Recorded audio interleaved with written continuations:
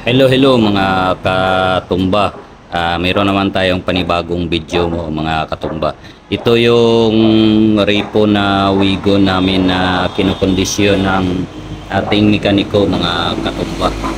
Ang ano pala mga katumba, ang kanyang diferensya is ang bearing mga katumba. Ayan o, kung makikita nyo. So nire-replaceanin din natin yan kasi mayroon na tayong customer nito.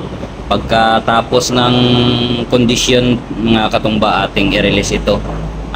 Ito pala yung automatic pala tong wagon type mga katumba. Ito kung titingnan ninyo dyan sa kanyang interior or sa loob, ito yung kanyang upuan mga katumba. At saka ito sa kanyang dashboard mga katumba, ayan, automatic siya. Wala nang gagalawin ang makina niyan mga katumba kasi kondisyon talaga to, no? So pagkatapos nito mga katumba, no, ating i-sold out. At ang down payment nito mga katumba na 15,000 or 20, no? Ito naman, no, 4x4 na transformer to mga katumba. Ang kanyang problema nito is ang bearing sa kanyang unahan. At saka mga katumba, no, 4x4 to, manual, 5 speed ito mga katumba. Meron na din tayong customer nito, no? Kung makikita nyo dyan yung bearing sa unahan yung kanyang problema, pero sa makina din mga katumba, no, kondisyon. So ito yung makikita mo mga katumba, tingnan nyo, manual yan, oh, ayan, hinog na hinog pa mga katumba. Siguro nagamit ito mga katumba ng customer mga 5 months lang. At saka power window din to mga katumba.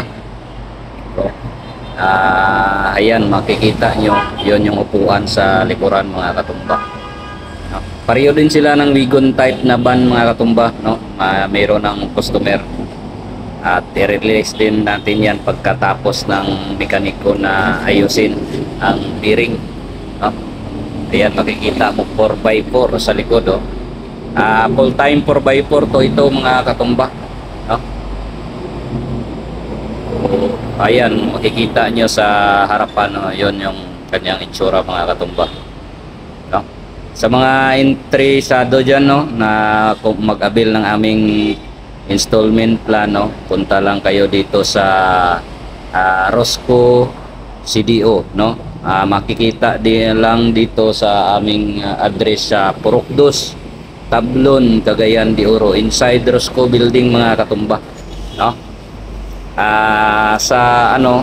Sa gustong kuha ng mga details para sa aming installment plan mga katumba, mag-iwan ako dyan ng number sa description para sa mga katanungan nyo. So ang aming requirements dito mga katumba, no, simple lang: barangay clearance, sidula, valid ID, primary, no, bill sa kuryente, no, tubig or telepono, no? Yun lang, napakasimple lang yung aming requirements mga katumba. At isang kumikir, no, basta installment. At saka yung CI namin mga katumba, madali lang, walang kuskus balungos kung sa Palawan pun siya pa, no. Napakadali lang ng namin, CI, no. So ano pang inaantay nyo dyan mga katumba, no? Punta lang kayo dito at mag-inquire. At saka mga katumba, no, thank you sa lahat, no. Salamat sa pagsuporta. Bye bye.